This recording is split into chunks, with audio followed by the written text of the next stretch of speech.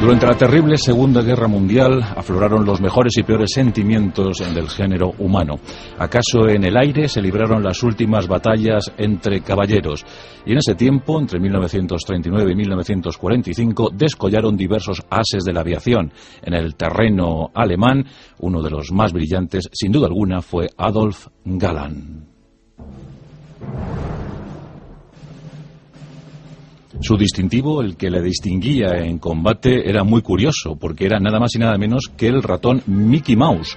Eso sí, armado con un hacha, una pistola y fumando un puro, porque Adolf Galland, si bien era uno de los grandes héroes, con 104 derribos en su haber, también hay que decir que era uno de los más excéntricos.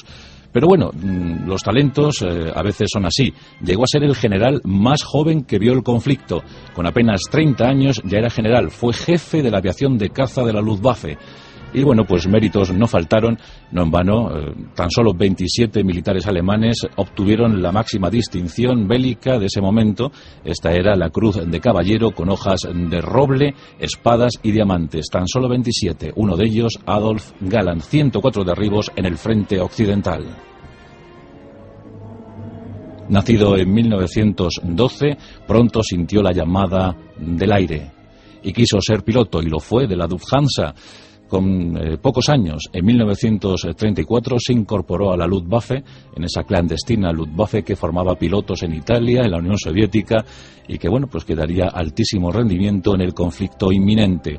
Adolf Galland libró sus primeros combates aéreos sobre los cielos españoles, con ese Heinkel 51 que le proporcionó 13 victorias sobre el enemigo. Fue el segundo piloto de la Guerra Civil Española en mayor número de derribos, tras el famoso García Morato, con 40 victorias, el Barón Rojo español. Pero Adolf Galland ya dio buena muestra de su olfato cazador en la Guerra Civil Española. Más tarde, en la Segunda Guerra Mundial, desde luego tuvo la oportunidad de ofrecer lo mejor de sí mismo en acciones incluso hasta suicidas, por lo que se granjeó la amistad y el respeto de sus subordinados. Hay diversas anécdotas que jalonan el expediente militar de Adolf Galland, y también hay que comentar que fueron muy pocos los militares germanos que se ganaron el respeto del enemigo. Pues hemos hablado en alguna ocasión de Erwin Rommel, el zorro del desierto, y otro fue sin duda Adolf Galland, muy respetado, muy valorado por los británicos. Dicen que en una de esas ocasiones Adolf Galland, ya digo que era muy snob, muy excéntrico, incluso se despojaba de su camisa y a pecho descubierto pilotaba los aviones, pero también era el único piloto de la Luftwaffe que llevaba un encendedor para sus puros, sus famosos puros. Incluso cuando posteriormente ya pilotó los aviones a reacción Messerschmitt 262, fue uno de los pioneros, pues llevaba en la mascarilla de su rostro, llevaba una abertura, un orificio para incrustar el puro en él y poder seguir fumando mientras que realizaba las misiones. Bueno, pues se cuentan diversas hazañas. Una de ellas, que bueno, se iba a organizar una fiesta con uno de los jefes de la Luftwaffe, y Adolf Galland, pues en aquel momento recibió su primer Messerschmitt Bf 109, y con este avión, al que pilotaba todavía de forma un tanto brusca, pues quiso llevar langostas y champán para la fiesta del jefe de la Luftwaffe. Despegó de su aeropuerto y bueno, pues sintió la necesidad de probar en ese momento la capacidad de fuego de su Messerschmitt, y desvió el vuelo y se fue nada más y nada menos que frente a las costas británicas. Allí maniobraban unos cuantos Spitfire, los cazas legendarios británicos, y Adolf Galland, sin inmutarse, pues apretó un botón y se le desplegó el tren de aterrizaje. Esto pues dificultaba muchísimo la operatividad del Messerschmitt, y aún así derribó 3 Spitfire, que no daban crédito a lo que estaban viendo. Un tipo alocado con el tren de aterrizaje desplegado disparando sobre ellos. Derribó 3 Spitfire y retomó su ruta para volver a la fiesta, entregar las langostas, el champán, y como si no hubiese pasado nada, absolutamente nada.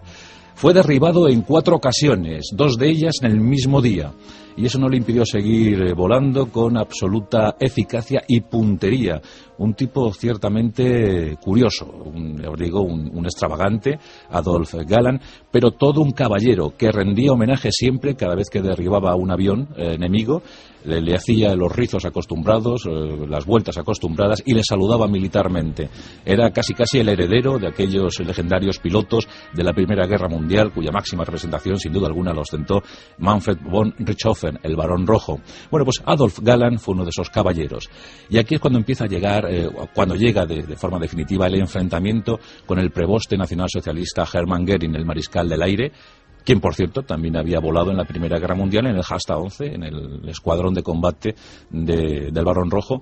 Bueno, pues Hermann Göring, un hombre osado, un hombre que era bravucón, que siempre se caracterizó por sus fantasmadas, por querer llevar grandes operaciones de bombardeo al enemigo. Casi siempre fracasó, o aquel famoso puente aéreo que quiso lanzar en Stalingrado y que tampoco culminó con éxito. Pero bueno, Hermann Göring seguía gozando de la confianza de Adolf Hitler, eran muy parecidos, ¿verdad?, en carácter.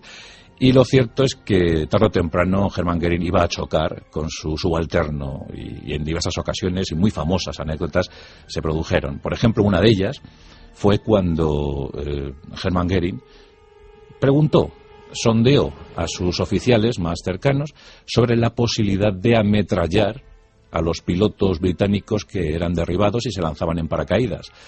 Claro, lo que proponía Göring no era nada más y nada menos que deshacerse de molestos pilotos que tarde o temprano cogerían otro avión y seguirían hostigando a los alemanes.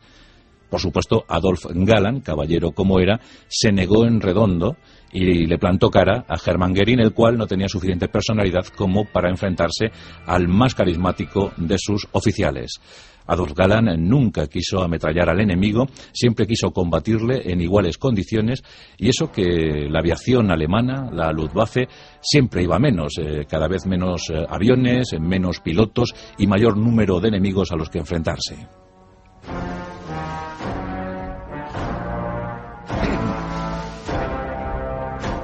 Hay otro hecho que caracteriza la personalidad de Adolf Galland. Uno de ellos, por ejemplo, es cuando Sir Douglas Baber fue abatido.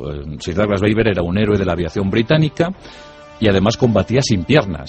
Había perdido sus piernas en un accidente aéreo, lo que no le privó de ser jefe de 3 escuadrones aéreos de caza, y bueno, pues luchó con determinación hasta que fue derribado. Adolf Galland se enteró que Douglas Baber había sido derribado y quiso visitarle para conocerle, para entablar conversación, para saber un poco más, y bueno, pues le dijo Adolf Galland al británico si podía hacer algo por él. Vio su situación, sin piernas, las había perdido en el lanzamiento en paracaídas, se habían quedado allí en el Spitfire derribado. Bien, pues Douglas Baber le dijo que nada le haría más feliz sino recibir unas piernas de recambio que habían quedado en su piso en Londres, en su casa londinense. Adolf Galland movió Roma con Santiago, habló con la Cruz Roja Internacional y, en efecto, consiguió que las piernas de repuesto llegasen al prisionero inglés. ¿Y cómo se hizo esto? Pues facilitando un pasillo aéreo para que un Spitfire sobrevolase zona enemiga, dejase esas piernas, las lanzó en una caja, en un paracaídas, y pudieron llegar a su destinatario. Fue un hecho que Douglas Baber siempre valoró, y cuando Adolf Galland, una vez finalizada la guerra, fue recluido en un campo de concentración, pues le devolvió la visita. Y claro, le llevó lo mejor que le podía llevar a Adolf Galland, le llevó una caja de puros. Fueron amigos desde entonces. Ya os digo que Adolf Galland fue un hombre respetado en el terreno adversario y bueno, pues buena muestra de ello fue que cada victoria de él pues se recibía con respeto. No se le tenía inquina especial, se entendía que era un militar y que cumplía con su terrible obligación, con su trabajo. En 1943, las oleadas de bombardeos sobre Alemania eran incesantes. Miles de bombarderos británicos y norteamericanos surcaban los aires y dejaban caer su carga letal sobre suelo alemán. En ese momento la posibilidad de contraatacar de los alemanes estaba muy disminuida y Hermann Göring montó en cólera. Ante no saber qué hacer, pues montó en cólera y acusó a los pilotos de caza alemanes, entonces bajo las órdenes de Adolf Galland, pues les acusó de mentirosos, de cobardes, de traidores, diciendo que solo decían haber derribado aparatos enemigos para conseguir condecoraciones, que esos derribos eran ficticios y que los pilotos germanos eran simplemente unos fantoches. Adolf Galland, orgulloso como era y además siempre disciplinado, pero bueno, en ese momento montó en cólera y frente a Hermann Göring se arrancó su cruz de hierro, su cruz laureada, con hojas de roble, espadas y diamantes, y se la lanzó a la cara. Hermann Göring no pudo, no supo reaccionar. Lo cierto es que tiempo más tarde Adolf Galland fue obligado a dimitir de su puesto, fue relevado en el mando y bueno, casi ahí se iba a terminar su historia bélica, su historia militar al servicio de la Luftwaffe. Fue un enfrentamiento constante entre la idea que tenía Hermann Göring de basar todo en los ataques multitudinarios, en los bombardeos apoteósicos, y Adolf Galland, quien preconizaba más el uso de los aviones de caza. En una ocasión Hermann Göring le dijo: ¿cómo podemos contrarrestar la falta de aparatos para intentar rechazar los ataques enemigos? ¿Cómo podemos fortalecer la Luftwaffe? No había tantos cazas, no había tantos bombarderos, no había nada. Y Adolf Galland le dijo: lo que hay que hacer es integrar en los escuadrones de caza muchísimos Spitfire británicos. La superioridad aliada era abrumadora, pero había armas secretas que los nacionalsocialistas pusieron en liza, una de ellas los aviones a reacción. Y el bimotor, el magnífico, el excelente bimotor a reacción Messerschmitt 262 pudo en los últimos meses de la guerra dar pues una muestra de lo que hubiese sido esto, de lo que hubiese sido la guerra en caso de haber puesto en funcionamiento el Messerschmitt 262 en 1939. Pero ella entró en servicio en 1944 y uno de los pilotos encargados de ponerlos a prueba fue Adolf Galland. Llegó a decir que cuando pilotaba un Messerschmitt 262 era como si un ángel te empujase. A principios de 1945, ya con la guerra perdida, Adolf Galland recibió su último encargo, y esto fue crear un escuadrón con los últimos ases de la aviación alemana, y ellos iban a ser los encargados de pilotar los aviones Messerschmitt 262. Dieron toda la guerra posible hasta que los aliados tomaron los aeropuertos alemanes, los últimos aeropuertos alemanes. Fue entonces cuando Adolf Galland ordenó a sus hombres quemar los aparatos, quemar las naves y rendirse al enemigo. Fue un momento triste, pero bueno, definitivo para la Segunda Guerra Mundial. Hermann Göring acabó como acabó, pero Adolf Galland fue llevado a Inglaterra, a un campo de reclusión, a un campo de concentración, y allí pues pasó un tiempo hasta que le liberaron, porque tampoco había ninguna cosa de la que acusarle. Era un militar y había cumplido su trabajo. Después de esto, fue instructor de vuelo en Argentina. Allí instruyó a los pilotos de combate argentinos y ya tuvo una madurez y una vejez muy sosegadas. La verdad es que llegó incluso a pasar largos tiempos en Alicante. Allí se compró un bungalow y pasaba los veranos en Alicante, en la costa levantina. Falleció en 1996 a la edad de 84 años. En la guerra perdió 2 hermanos, eran 4 hermanos varones. 2 de ellos le acompañaron en sus hazañas bélicas en los aires, pero fueron derribados y muertos. Y curiosamente, el otro hermano que sobrevivió, además de él, formó parte del arma antiaérea. O sea, de los 4 varones, 3 eran pilotos de caza y el otro era antiaéreo, el otro era del arma antiaérea, o sea, se dedicaba a derribar aviones. Qué cosas en las familias, ¿verdad? Pero ahí queda ese enfrentamiento en el seno de las Fuerzas Armadas alemanas durante la Segunda Guerra Mundial. El preboste, el tremendo, el terrible Hermann Göring, jefe mariscal del aire, jefe de la Luftwaffe, versus Adolf Galland, uno de los últimos héroes de la aviación.